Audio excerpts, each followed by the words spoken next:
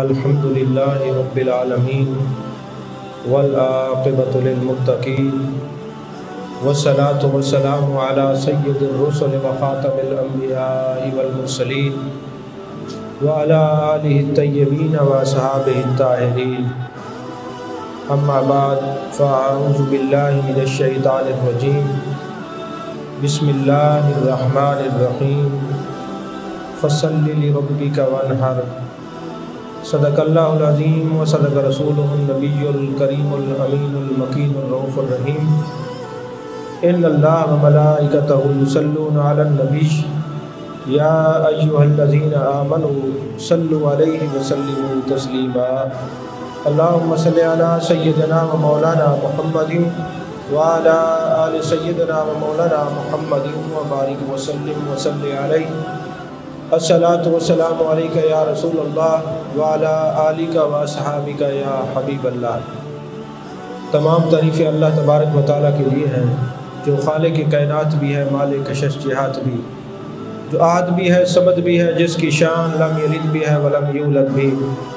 لا تعداد ہدیہ درود و سلام بارگاہ سید الانام، شفیع رحمت، والی امت، شاہ خوباں، جان جانا، شہنشاہ حسینہ، سید سروراں، سیاہ لا مکان، تتیمہ دوراں، سرخیل زہرہ جمالاں، رازدان ماؤہا، شاہد ما طغا، صاحب علم نشرہ، معصوم آمنہ، احمد مجتبیٰ حضرت محمد مصطفیٰ صلی اللہ علیہ وسلم وبارک وسلم کی دربار ناز میں اپنی عقیدتوں، ارادتوں، محبتوں کا خراج پیش کرنے کے بعد آج کا ہمارا جو موضوع ہے وہ قربانی کے حوالے سے ہے کہ قربانی کس کس پر واجب ہے۔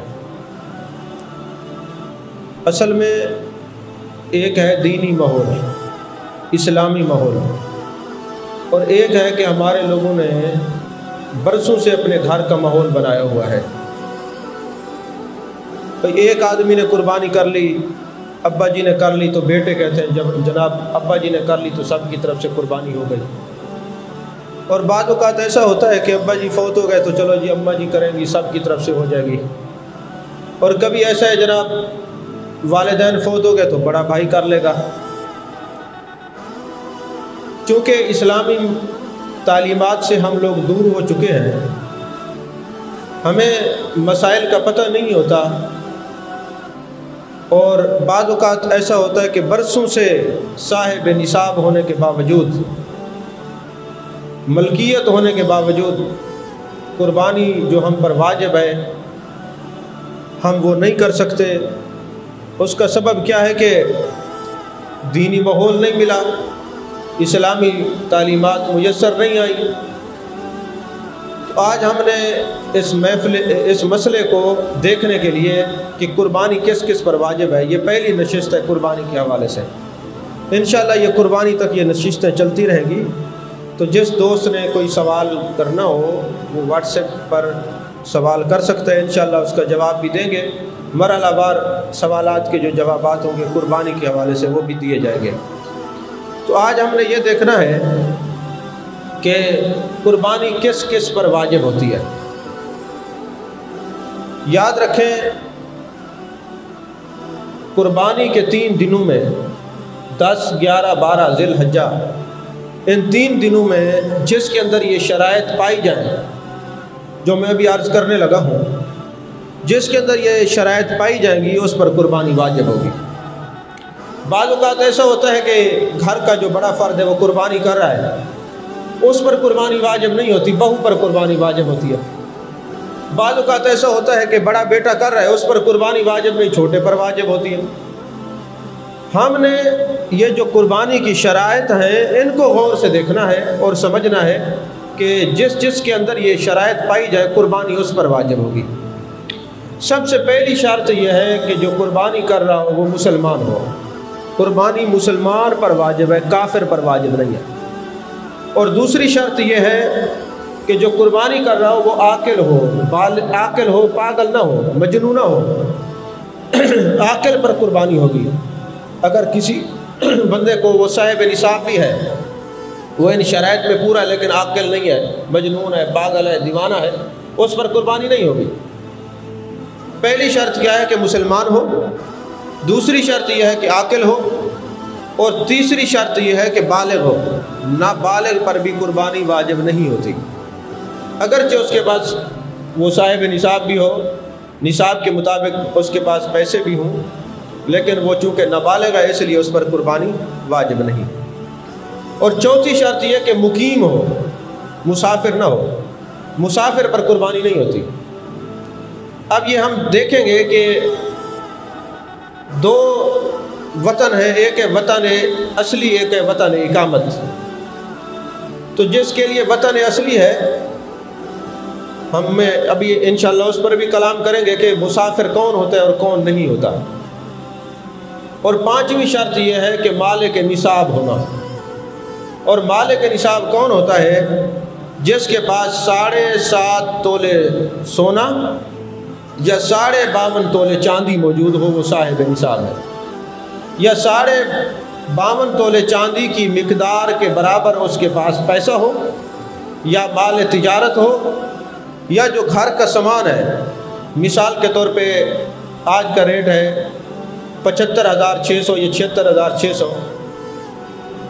تو اگر گھر کے اندر اس نے کوئی 90,000 کا اے سی لگایا ہوا ہے، اور ایک اے سی ایسا کھڑا ہے جو کام نہیں کر رہا ہے، وہ بھی 90,000 کا، تو جس کے پاس ایک اے سی ہے وہ ضرورت کے لیے تو ایک کافی ہے، اور ضرورت اصلیہ سے ایک بڑھ کے ہے، تو جس کے اوپر یعنی 75,600 یا 76,600 جتنے پیسے بنتے ہیں، اس کے برابر کی مالیت گھر میں موجود ہوگی، وہ بھی صاحب نصاب ہے، اس پر بھی قربانی واجب ہے۔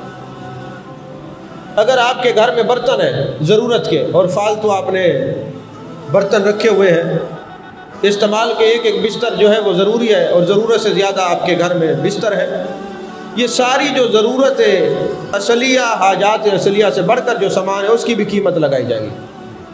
قربانی کے ان 3 دنوں میں اگر یہ ساری شرائط پائی جائیں، 52.5 تولے چاندی پہلا یہ نصاب ہے۔ اب 52.5 تولے چاندی کو دیکھیں اور 1 تولہ سونے کو دیکھیں۔ محتاط فقہا نے تو یہ بھی کہا ہے کہ جس کے پاس 1 تولہ سونا ہے، چونکہ 52.5 تولے چاندی سے زیادہ ہے، لہذا جس کے پاس 1 تولہ سونا بھی جس کی ملکیت ہے اس پر بھی قربانی واجب ہے۔ تو یہ سامان کی جو ملکیت ہے وہ دیکھنی ہوگی، چونکہ اب قربانی آنے والی ہے، تو ان 3 دنوں میں جو قربانی کے 3 دن ہیں 10، 11، 12 ذی الحجہ، اس میں بھی آپ پینسل لے کے دیکھیں کہ کون صاحب نصاب ہے، کس پر قربانی واجب ہے، کس پر نہیں ہے۔ تو اس قربانی کے دنوں میں اگر کوئی بندہ کاپی پینسل لے کے حساب کرے گا تو بہتر ہے، ابھی سے حساب کرنا شروع کر دیں، پتہ تو آپ بھی چل جائے گا نا، کیونکہ قربانی کے دن قریب ہیں۔ ہر بندہ، گھر کا ہر فرد، چاہے وہ باپ ہے، بیٹا ہے، ماں ہے، بہو ہے، جتنے افراد ہیں گھر کے، وہ اپنی شرائط لکھنا شروع کر دیں کہ جی مسلمان ہیں، عاقل ہیں، بالغ ہیں، مقیم ہیں، مسافر تو نہیں ہیں، اور پھر 52.5 تولے چاندی گھر میں موجود ہے، اس کے برابر پیسے موجود ہیں، اس کے برابر مال تجارت موجود ہے، ضروریت اور حاجات اصلیہ سے زیادہ سامان گھر میں موجود ہے، ضرورت سے زیادہ اگر کوئی پلاٹ لے رکھا ہے اور اس کی ملکیت 52.5 تولے چاندی کے پیسوں سے زیادہ ہے یا اس کے برابر ہے، تو وہ صاحب نصاب ہے، اس پر قربانی واجب ہوگی۔ اس کے لیے یہ شرط نہیں ہے کہ ابا جی قربانی کریں گے، گھر کا ایک ایک فرد کاپی پینسل لے کے حساب کتاب کرنا شروع کر دے، جس کی ملکیت کے اندر 52.5 تولے چاندی یا اس کے برابر پیسے موجود ہیں، جس کے پاس وہ، اس پر قربانی واجب ہے، اس کو قربانی کرنی ہوگی۔ محتاط جو فقہ ہے انہوں نے تو یہ بھی لکھا ہے کہ اگر کسی کا گھر ہے اور 2 کمرے ضرورت کے لیے ہیں اور 2 کمرے مکفل ہیں، تالا لگا ہوا ہے، وہ ضرورت سے زیادہ ہے، اب دونوں کمروں کی قیمت لگائی جائے گی، کیونکہ وہ ضروریات اصلیہ سے زیادہ ہیں۔ اب ان کمروں کی جو قیمت ہے اگر 52.5 تولے چاندی سے زیادہ بنتی ہے تو پھر اس آدمی پر جس کی ملکیت وہ مکان ہے قربانی واجب ہے۔ سمجھ میں آ رہی ہے بات؟ عموماً یہ جو دلہن ہے شادی والے دن اس کو جو مخصوص کپڑے لے کے دیے جاتے ہیں وہ لاکھ روپے سے زیادہ ہے، کیونکہ وہ دلہن کی ملکیت ہے۔ جس دلہن کے پاس اتنا قیمتی کپڑا موجود ہے وہ اس بھی صاحب نصاب ہے، اس پر بھی قربانی واجب ہے۔ تو اس کے لیے یہ نہیں ہے کہ ساری چٹی ابے کے اوپر ہے کہ جی ابا جی قربانی کریں گے بس سارے، نہیں، بینک بیلنس بنانے کے لیے ہر کسی کا اپنا بینک بیلنس ہے۔ باپ سے چوری زمینیں خریدتے ہیں اور دوسرے معاملات جو ہیں وہ نمٹاتے ہیں، اور جب قربانی کی باری آتی ہے ابا جی کریں گے، نہیں، ایسی بات نہیں ہے۔ ہر بندہ جو گھر کا افراد ہے، جو مسلمان ہے، عاقل ہے، بالغ ہے، مقیم ہے، مسافر نہیں ہے، اور 52.5 تولے چاندی کے برابر اس کے پاس پیسے موجود ہیں، اس کی ملکیت میں، اس پر قربانی واجب ہے، وہ قربانی کرے گا۔ بات آپ کو سمجھ آ رہی ہے؟ اسی طرح اگر کسی نے علیحدہ پلاٹ لے کے رکھا ہے، زکوٰۃ کا اور مسئلہ ہے، کیونکہ اس وقت زکوٰۃ کے مسئلے پر گفتگو نہیں ہو رہی، ہماری گفتگو ہو رہی ہے مسئلہ قربانی، کہ قربانی کس پر واجب ہے۔ اسی طرح آپ یہ دیکھ لیں کہ اگر آپ نے کسی کو قرض دیا ہوا ہے اور قرض جو ہے 52.5 تولے چاندی کے پیسوں سے کے برابر یا اس سے زیادہ ہے، تو آپ بھی صاحب نصاب ہیں، تب بھی آپ کو قربانی کرنی ہوگی۔ اچھا، اگر کوئی بندہ کہتا ہے کہ میں نے قرضہ بھی دینا ہے، اب وہ اپنا قرضہ لکھ لے، قرضہ لکھنے کے بعد جو اس نے قرضہ لینا ہے وہ بھی لکھ لے، جو قرضہ دینا ہے وہ بھی لکھ لے، اور گھر کا سامان اور یہ ضروریات اصلیہ، حاجات اصلیہ سے بڑھ کے جو سامان ہے یہ بھی اس کی لسٹ بنا لے۔ اب ان کے پیسے بنا کے اپنے قرضے کو نفی کر لے، پھر بھی اگر وہ 75,600 روپے کا مالک ہے، ملکیت اس کی ہے، تو اس پر قربانی واجب ہے، اس کو قربانی کرنی ہے۔ سمجھ شریف میں آ رہی ہے بات کہ نہیں؟ تو بولتے رہیں تاکہ پتہ چلے آپ کو بات سمجھ آ رہی ہے۔ اسی طرح کچھ لوگ کمیٹی ڈال لیتے ہیں، اور وہ کمیٹی جو نکل آئی ہے، جس مہینے کے آپ نے پیسے بھرنے ہیں ان کو نفی کر لیں، باقی جو پیسے آپ کے گھر میں کمیٹی کے پڑے ہوئے ہیں، اگر وہ 75,600 سے زیادہ ہیں یا 75,600 ہیں تو آپ پر قربانی واجب ہے، آپ کو قربانی دینی ہوگی۔ یعنی الحمدللہ پچھلے سال ہم نے جب یہ مسئلہ بیان کیا تھا تو مجھے ایک نہیں، دو نہیں، سینکڑوں لوگوں کے فون آئے کہ ہم نے زندگی میں پہلی دفعہ قربانی کی ہے، کیونکہ ہم نے مسئلے کو سمجھا ہی نہیں تھا، ہم نے سارا کچھ ابا جی کے کھاتے میں ڈالا ہوا تھا، وہی قربانی کریں گے، مل کے ہم سارے کھاتے رہیں گے۔ تو یہ ہر بندہ کاپی پینسل لے کر بیٹھ جائے اور اپنا حساب کتاب کرنا شروع کر دے۔ اب وہ دیکھے بھئی میرے پاس موٹر سائیکل کتنے ہیں، میرے کمرے کتنے ہیں، اسی طرح مال تجارت کتنا ہے، بینک میں کتنے پیسے پڑے ہیں، وغیرہ وغیرہ، یہ سارے دیکھ لے۔ یعنی ان قربانی کے 3 دنوں میں جس کے بعد بھی 75,600 آ گیا اس پر قربانی واجب ہے ان 3 دنوں میں۔ اسی طرح ایک شرط یہ بیان کیا کہ مسافر نہ ہو، مقیم ہو۔ اب انسان کے جو ہیں وہ 3 وطن اصلی ہیں۔ ایک وطن اصلی وہ ہے جہاں وہ پیدا ہوا ہے، اگرچہ وہ علاقہ چھوڑ دے مگر والدین وہاں رہتے ہوں، اگر والدین بھی دنیا سے چلے گئے ہوں، آبائی مکان وہاں پر موجود ہو، جو وہاں چلا گیا وہ مقیم ہے، مسافر نہیں ہے، اس پر قربانی واجب ہوگی۔ بات سمجھ آ رہی ہے؟ اور دوسرا جہاں آپ نے شادی کی ہے وہ بھی آپ کا وطن اصلی ہے، آپ کے سسرال میں، جب آپ وہاں چلے گئے تو آپ پر قربانی واجب ہے، آپ مقیم ہیں، مسافر نہیں ہے۔ اور تیسرا یہ کہ آپ نے کسی جگہ ہجرت کر کے آئے ہیں اور آپ جو ہے وہ کسی دوسرے شہر میں رہتے ہیں، تو آپ وہاں پہ کام کرتے ہیں، اگرچہ کرائے بھی رہتے ہیں، تب بھی وہ آپ کا وطن اصلی ہوگا۔ تو اگر آپ سفر میں ہیں 92 کلومیٹر سے لے کر، بعض فقہا نے اس کو 92.5 لکھا ہے، 98 تک یہ آپ کو یہ سفر مل جائے گی، مسافرت کے جو فاصلہ ہے وہ مل جائے گا۔ اگر آپ نے 14 دن یا 14 دن سے کم سفر میں آپ نے قیام کرنا ہے تو آپ مسافر ہیں، اگر 15 دن یا 15 دن سے زیادہ ہے تو پھر آپ مسافر نہیں ہیں، مقیم ہیں، جہاں بھی ہوں گے آپ پر قربانی واجب ہوگی۔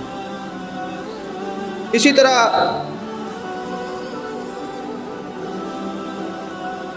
جانور جو ہیں وہ 3 قسم کے ہیں جن پر قربانی، جن کی کرنا واجب ہے۔ ایک ہے اونٹ، اور اونٹ کی جو عمر ہے وہ 5 سال ہونی چاہیے، اور یہ بات غلط مشہور ہے کہ اونٹ کے جو ہے 14 حصے ہوتے ہیں، ایسا نہیں ہے، اونٹ کے 7 حصے ہوتے ہیں جیسے باقی جانوروں کے ساتھ ہے۔ اونٹ کی جو عمر ہے وہ 5 سال ہو گئے یا بیل، یہ بھینس اور یہ بھینسا، یہ بھی اسی زمرے میں آتا ہے، یہ بھی ایک علیحدہ باس ہے کہ جی یہ نہیں ہے، یہ اسی زمرے میں آتے ہیں۔ جب آپ دودھ پیتے ہیں تو تب حلال ہے، قربانی کیوں نہیں کر سکتے؟ تو اس کی جو عمر ہے وہ 2 سال ہو۔ بعض لوگ جو ہے وہ فراڈ کرتے ہیں، جانوروں کے دانت توڑ دیتے ہیں اور کہتے ہیں جی یہ 2 سال کا ہے۔ دانت ٹوٹے ہوئے ہوں یا نہ ٹوٹے ہوئے ہوں، اس بات کو چھوڑیں، آپ نے اس کی عمر کا اندازہ لگانا ہے، عمر دیکھنی ہے۔ اگر عمر 2 سال ہوگی تو پھر قربانی ہوگی۔ اسی طرح بکری، بکرا، دمبا، ان کی عمر جو ہے وہ 1 سال ہے۔ ہاں، میرے آقا علیہ السلام نے یہ اجازت دی ہے کہ اگر کوئی ایسی دمبی یا دمبا دور سے آپ کو 1 سال کا نظر آئے اور وہ 6 مہینے کا، تب بھی اس کی قربانی ہو سکتی ہے، یعنی بڑا نظر آئے۔ اس صورت کے اندر جو لوگ سفر میں ہیں وہ دیکھ لیں کہ وہ وطن اصلی میں کہیں اپنے آپ کو دھوکے میں رکھے ہوئے ہوں کہ سسرال بیٹھے ہو کہیں میرے اوپر قربانی واجب نہیں، اور 14 دن سے زیادہ قیام میں ہوں اور پھر کہیں کہ قربانی، اور سسرال بھی جو ہے وہ گھر کے ساتھ نہ ہوں۔ یہ جو مسافت بتائیے 92.5 کلومیٹر، 92 کلومیٹر سے اوپر کے سفر تک دور ہوں تو تب ہے۔ مثال کے طور پہ کسی کے سسرال ملتان سے خانے وال 100 کلومیٹر آگے ہے، اسی طرح آگے چلتے جائیں، یعنی 92.5 کلومیٹر یا 92 کلومیٹر سے اوپر جہاں کی مسافرت میں کسی کے سسرال رہتے ہیں وہ اس کا وطن اصلی ہے، وہاں جا کے وہ مقیم ہوگا، مسافر نہیں ہوگا۔ نماز کے مسئلے میں بھی یہی ہوگا، چونکہ موضوع نہیں ہے نماز کا، تک میں اس پر بھی گفتگو کرتا۔ تو بعض صورتیں ایسی ہیں، گائے، اونٹ اور بھینس کے اندر 7 حصے ہیں، 7 آدمی شریک ہوں گے، اور بکری اور بکرا، دمبی، دمبا، اس کے اندر 1 آدمی کے لیے 1 حصہ ہوگا۔ اچھا، یہ یاد رکھیں بعض اوقات ایسا ہوتا ہے کہ سارے 5-6 بھائی ہیں، 7 بھائی، انہوں نے پیسے ملا لیے، 1 بکری لے لی کہ قربانی ہوگی، کسی کی بھی نہیں ہوگی قربانی۔ اس کے لیے یہ ضروری ہے کہ وہ سارے چلو اپنے بھائی کو پیسے دیں اور کہیں یہ تیری ملکیت میں وہ 1 کی قربانی ہوگی جس کی ملکیت ہے، وہ سارے کھا سکتے ہیں۔ سمجھ میں آ رہی ہے بات؟ یعنی یہ دھوکہ نہیں ہے کہ جناب آپ 1 پیسے اکٹھے کر لیں اور یہ صرف گوشت ہوگا پھر قربانی نہیں ہوگی۔ اچھا، پھر آپ نے قربانی کو نام لگانا ہے کہ یہ فلاں کی طرف سے ہے، یہ فلاں کی طرف سے ہے، یہ فلاں کی طرف سے۔ اگر آپ نے ایسے کر دی، نام نہ لگائے، تو قربانی ضائع ہو جائے گی۔ یہاں ایک عقیدے کا مسئلہ میں بیان کر دوں، اگر آپ کے نام سے کوئی جانور لگ جائے قربانی پر اور وہ ذبح ہو جائے، وہ حلال ہوگا حرام ہوگا؟ حلال ہوگا نا، کہ آپ کے نام کی قربانی ہوئی ہے، تو آپ غوث اعظم تو نہیں ہے، خواجہ معین الدین چشتی اجمیری تو نہیں ہے، آپ بابا فرید الدین تو نہیں ہے۔ تو جب آپ کے نام سے جڑی ہوئی جانور قربانی کے بعد بھی حلال ہے، تو پھر غوث اعظم سے نام سے جڑا ہوا جانور کیسے حرام ہو سکتا ہے؟ سبحان اللہ۔ صرف شرط یہ ہے کہ آپ نے ذبح کرتے وقت بسم اللہ اللہ اکبر کے علاوہ کسی کا بھی نام لیا، اگرچہ آقا کریم صلی اللہ علیہ وسلم کا نام لیا، تب بھی وہ جانور حرام ہو جائے گا۔ صرف بسم اللہ اللہ اکبر پڑھا جائے گا، تکبیر پڑھی جائے گی، کسی کا نام نہیں پڑھا جائے گا۔ نام لیں گے تو پھر قربانی وہ جانور حرام ہو جائے گا۔ منسوب کرنے سے کوئی چیز حرام نہیں ہوتی۔ اگر یہی آپ نے کلیہ رکھ لیا، جیسے سوشل میڈیا والے زور لگائے بیٹھے جی اللہ کے علاوہ بندے کے نام سے جو چیز لگے گی وہ حرام ہو جائے گی، پھر تو بچتا کچھ نہیں۔ گاڑی ان کے اپنے نام کی، مکان ان کے اپنے نام کا، بیگم ان کے اپنے نام کی ہے جی، پھر اپنی باری آئی تو سب کچھ اپنے نام لگا لیا، جبکہ قرآن کہتے ہیں وَلِلَّهِ مِيرَاثُ السَّمَاوَاتِ وَالْأَرْضِ، زمین و آسمان میں جو کچھ بھی ہے اللہ کی وراثت ہے۔ تو پتہ چلا یہ زیادتی کرتے ہیں، سبقت لسانی کرتے ہیں، توجہ سے بات کو سنتے نہیں ہیں اور کرتے نہیں ہیں، اسی وجہ سے یہ مسائل ہوتے ہیں۔ اچھا، کبھی قربانی سنت ہوتی ہے، کبھی قربانی واجب ہوتی ہے، اور کبھی قربانی نفل ہوتی ہے۔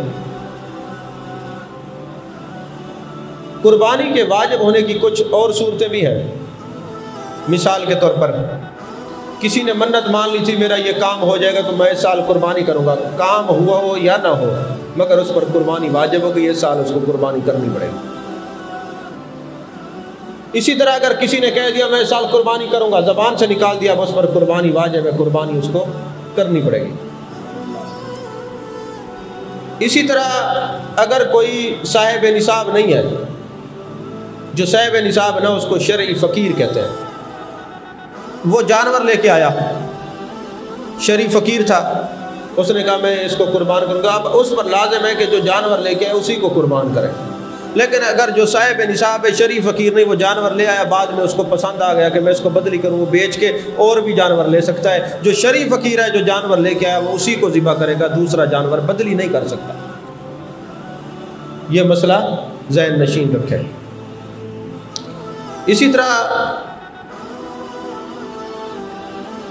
آپ کاپی پینسل لے کے غور کریں کہ سونا کتنا ہے آپ کے پاس، چاندی کتنی ہے، روپیہ کتنا ہے، مال تجارت کتنا ہے، جو آپ نے قرضہ دیا ہوا ہے وہ کتنا ہے، اور ضروریات زندگی سے فالتو سامان یہ کتنا ہے۔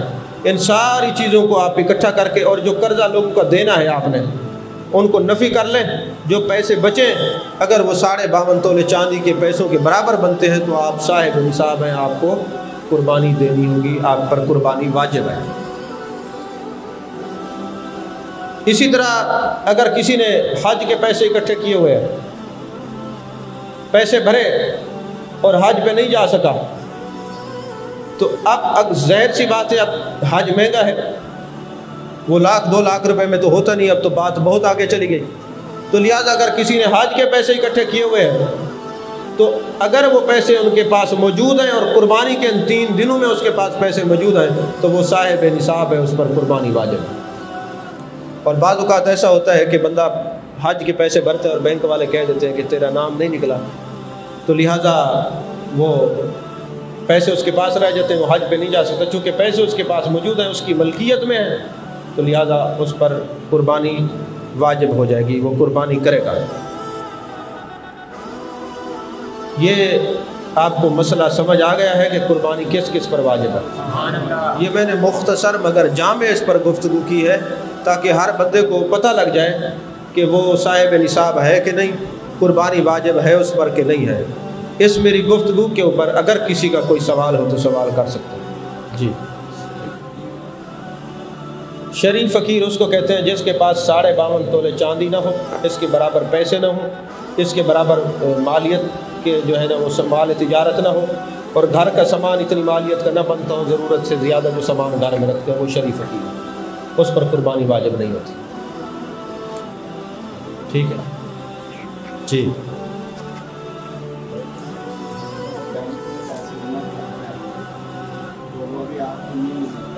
پیسے آپ کے بینک میں ہی ہیں تو اس کا کیا ہوگا؟ پیسے بینک میں، ملکیت تو آپ کی ہے نا، مطلب کہ اس کو بندے کو نہیں ملے ہیں پیسے، بھی بینک والوں نے نہیں دیے اس کو پیسے دے تو دیں گے نا، کھا تو نہیں جائیں گے۔ آپ کی ملکیت میں اگر اتنے پیسے ہیں تو آپ پر قربانی واجب ہے۔ نبی کریم صلی اللہ علیہ وسلم کی طرف سے قربانی کرنا کیسا ہے؟ لوگ اس کا انکار کرتے ہیں۔ دیکھیں، نبی پاک صلی اللہ علیہ وسلم کی طرف سے قربانی کرنا یہ محبوب علیہ السلام کے حکم سے بھی ثابت ہے۔ معجم الکبیر کی حدیث سیاستہ میں بھی یہ حدیث پاک موجود ہے کہ نبی کریم صلی اللہ علیہ وسلم نے ساری زندگی 2 قربانیاں کی ہیں، ایک اپنی طرف سے اور ایک اپنی امت کی طرف سے، اور آپ نے مولا کائنات حضرت علی کرم اللہ وجہ الکریم کو یہ حکم دیا کہ میرے بعد 2 قربانیاں کرنا، ایک میری طرف سے اور ایک اپنی طرف سے۔ ایک بات یہ یاد رکھیں، ہم لوگ بعض اوقات عقیدت کی بنا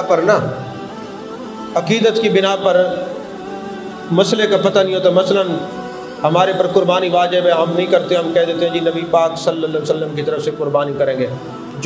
جس پر قربانی واجب ہے اگر وہ نہ کرے، نبی پاک صلی اللہ علیہ وسلم کی طرف سے کر دے تو اس کی قربانی نہیں ہوگی۔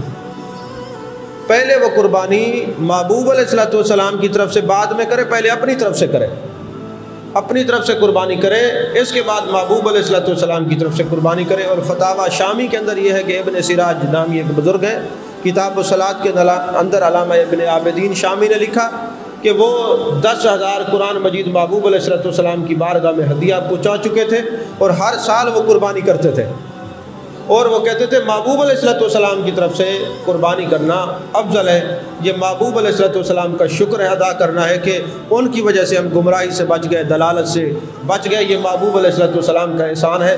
لہذا یہ مستحب ہے، مستحسن ہے کہ کوئی بندہ اپنے محبوب علیہ السلام کی طرف سے قربانی کرے، مگر شرط یہ ہے کہ وہ پہلے اپنی قربانی کرے پھر محبوب علیہ الصلوۃ والسلام کی طرف سے قربانی کرے۔ ہاں اگر کسی کوئی شریف فقیر ہے اس کے باوجود اس نے محبوب علیہ الصلوۃ والسلام کی طرف سے قربانی کر دی تو وہ نفلی قربانی ہوگی۔ جس پر قربانی واجب ہے وہ پہلے اپنی قربانی کرے گا، اس کے بعد محبوب علیہ الصلوۃ والسلام کی طرف سے۔ تو یہ ایک فتنہ ہے، محبوب علیہ الصلوۃ والسلام کی طرف سے قربانی کی جا سکتی ہے، یہ حدیث مبارکہ سے ثابت ہے۔ میرا سوال یہ ہے کہ اگر ایام قربانی میں قربانی نہ کر سکے تو قربانی ہوگی یا نہیں؟ دیکھیں اگر 10، 11، 12 ذی الحجہ کے بعد کسی کو خیال آیا کہ میں صاحب نصاب ہوں اور میں نے قربانی نہیں کی تو اب وہ قربانی نہیں ہوگی، وہ صدقہ کہلائے گی۔ اگر وہ کر لیتا ہے تو وہ صدقہ ہے، قربانی نہیں ہے۔ قربانی جو ہے وہ ان 3 دنوں کے اندر اگر آخری دن بھی کسی کے اندر وہ اتنے پیسے آ جائیں ملکیت کے اندر تو اس کو لازم ہے کہ قربانی واجب ہو جائے گی، وہ کرے گا۔ تو قربانی ان 3 دنوں میں ہوگی، بعد میں جو کرے گا وہ صدقہ ہے، قربانی نہیں ہوگی۔ اگلا سوال یہ ہے کہ رات کو قربانی کر سکتے ہیں؟ رات کو قربانی جو ہے کر سکتے ہیں مگر مکروہ ہے۔ دن کو قربانی کرنا اس لیے افضل ہے، اولا ہے کہ چونکہ وہ جانور ذبح کرتے ہیں تو رگیں صحیح کٹی جاتی ہیں، اس کو تکلیف نہیں ہوتی، اس لیے رات کو قربانی کرنا مکروہ ہے۔ اگر کوئی کرتا ہے کسی مجبوری کے تحت تو ہو سکتی ہے، لیکن افضل یہی ہے کہ دن میں کریں۔ اگلا سوال یہ ہے کہ اگر قربانی کا جانور خریدنے کے بعد ایک حصہ دار فوت ہو جائے تو قربانی کا کیا حکم ہے؟ اگر آپ کوئی 7 آدمی مل کے قربانی کرتے ہیں اور ایک حصہ دار فوت ہو جاتا ہے تو اس کا کوئی وارث تو ہوگا نا، تو جو اس کا وارث ہوگا وہ اجازت دے بھئی قربانی کر لے، یا اس کے سارے ورثاء ایک آدمی کو وارث بنا دیں تو اس کی طرف سے پھر وہ قربانی ہو جائے گی، قربانی کر سکتے ہیں۔ آخری سوال یہ ہے کہ کیا حاجی اپنے علاقے میں کسی کو وکیل بنا کر قربانی کر سکتا ہے؟ دیکھیں جو لوگ حج پر گئے ہوئے ہیں، جو وہاں پہ وہ قربانی کرتے ہیں وہ دم شکرانہ ہے، وہ یہ عید الاضحیٰ والی قربانی نہیں ہے۔ تو جو صاحب نصاب ہوں تو ان کو چاہیے کہ وہ اپنا وکیل بنا کے، افضل یہی ہے کہ اپنے علاقے میں ہی قربانی کروا دے، قربانی ہو جائے گی۔ آپ نے جو یہ سفر کا فرمایا ہے تو حاجی کے لیے قربانی کا کیا حکم ہے؟ دیکھیں حج 3 قسم کے ہوتے ہیں، ایک ہوتا ہے حج قران، حج تمتع اور حج افراد۔ حج قران اور حج تمتع کے لیے قربانی کرنا واجب ہے، اور وہ قربانی دم شکرانہ ہے۔ جو حاجی حج پہ جاتا ہے اگر وہ مکے کے اندر 14 دن یا 14 دن سے کم دن رہتا ہے تو اس پر یہ قربانی واجب نہیں، وہ مسافر ہوگا۔ لیکن اگر وہ 15 دن یا 15 دن سے زیادہ رہتا ہے تو پھر اس پر قربانی واجب ہے، پھر اس کو قربانی کرنی پڑے گی۔ ایک وہ جو قربانی ہے وہ عید الاضحیٰ والی قربانی نہیں ہوتی، وہ دم شکرانہ کی قربانی ہوتی ہے۔ اور حج افراد کے اوپر جو قربانی ہے وہ مستحب ہے، جو کر لے تو ثواب ہے، اگر حج افراد والا نہیں کرے گا تو اس پر لازم نہیں ہے، اگر وہ نہیں کرے گا تو گناہ گار نہیں ہوگا۔ لیکن جس نے حج قران کیا ہے یا حج تمتع کیا ہے اس کو تو قربانی اس پر واجب ہے۔ دم شکرانہ کیا ہے وہ بھی، یہ عید الاضحیٰ والی قربانی اس کو باہر صورت کرنی پڑے گی، وہ وہاں پہ کرے یا یہاں پہ کرے، لیکن جو دم شکرانہ ہے وہ حدود حرم میں ہوگی، وہیں ہوگی، وہ یہاں نہیں ہو سکتی۔ جی میرا سوال یہ ہے کہ فوت شدہ والدین کی طرف سے قربانی کی شرعی حیثیت کیا ہے؟ دیکھیں جو لوگ کہتے ہیں کہ والدین کی طرف سے قربانی نہیں کر سکتے، ابو داؤد شریف کی حدیث پاک ہے، میرے آقا علیہ الصلوۃ والسلام کے پاس 2 صحابی کے، حضرت عمر اور حضرت حشام، انہوں نے کہا یا رسول اللہ صلی اللہ علیہ وسلم میرا والد جو تھا وہ فوت ہو گیا، مسلمان نہیں تھا، کافر تھا، تو ہم اس کی طرف سے، اس نے وصیت کی تھی 100 غلام آزاد کرو، تو کر سکتے ہیں؟ میرے آقا نے فرمایا لو کان مسلمن، فی روایت اخری، ایک دوسری روایت میں لو کان مؤمنا فاعتقتم عنہ او تصدقتم عنہ او حججتم عنہ، کہ اس کی طرف سے تم غلام آزاد کرو، صدقہ خیرات کرو، حج کرو تو ادا ہو جائے گا۔ میرا سوال یہ ہے کہ جو بندے حج بدل کرتے ہیں، حج بدل ایصال ثواب والا ہو یا وصیت والا ہو، تو جب کوئی حج بدل کرے گا تو وہ جس کی طرف سے حج کر رہا ہے اسی کی طرف سے نیت کرے گا، اعمال اسی کی طرف سے کرے گا، تو حج تمتع اور قران ہے جو برے صغیر سے لوگ جاتے ہیں تو اس میں تو قربانی واجب ہے، تو پھر قربانی اسی کی طرف سے کرے گا نا۔ تو پتہ چلا کہ حج بدل میں اگر قربانی ہو سکتی ہے تو اب فوت شدگان کے لیے آج بھی قربانی ہو سکتی ہے۔ لیکن یہ بات یاد رکھیں قربانی کی دو حیثیتیں ہیں، ایک یہ ہے کہ آپ اپنے والدین کی طرف سے ایصال ثواب کر رہے ہیں، اور ایک یہ ہے کہ والدین نے وصیت کی تھی کہ بیٹا ہمارے مال سے ہمارے بعد قربانی کرتے رہنا، جو آپ نے ایصال ثواب کیے اس کے 3 حصے ہوں گے، آپ بھی کھا سکتے ہیں، عزیز و اقربا بھی، رشتہ دار بھی، تقسیم بھی کر سکتے ہیں۔ لیکن اگر والدین نے وصیت کی ہے کہ ہمارے وراثت سے قربانی کرتے رہنا، پھر آپ نہیں کھا سکتے، وہ سارے کا سارا غرباء اور مساکین میں تقسیم کیا جائے گا۔ یہ مسئلہ یاد رکھیں۔ کیا قربانی کے ساتھ بچوں کا عقیقہ کر سکتے ہیں؟ اس کا طریقہ کیا ہے؟ جی، قربانی کے ساتھ بچوں کا عقیقہ کیا جا سکتا ہے، بیٹے کے لیے 2 حصے اور بیٹی کے لیے 1 حصہ، اور اگر بکری یا بکرا، دمبی یا دمبا ذبح کرنا ہو تو بیٹے کے لیے 1 اور بیٹے کے لیے 2 اور بیٹی کے لیے 1 کیا جا سکتا ہے۔ شرائط وہی ہیں جو قربانی والی ہیں، البتہ یہ ہے کہ عقیقہ قربانی کے ساتھ کر سکتے ہیں، جائز ہے۔ اور کسی کا کوئی سوال؟ اس بچے جس کو والدین زیور ملکیت میں دے دیں، اس کی طرف سے قربانی کا کیا حکم ہوگا؟ ہاں، جو بچی بغیر شادی شدہ ہے مگر بالغہ ہے اور ان کے والدین نے ان کو زیور اس کی ملکیت میں دے دیا، تو اگر زیور اس کی ملکیت کے اندر ہیں تو اب اس بچی پر بھی واجب ہوگا کہ وہ بھی قربانی کرے گی۔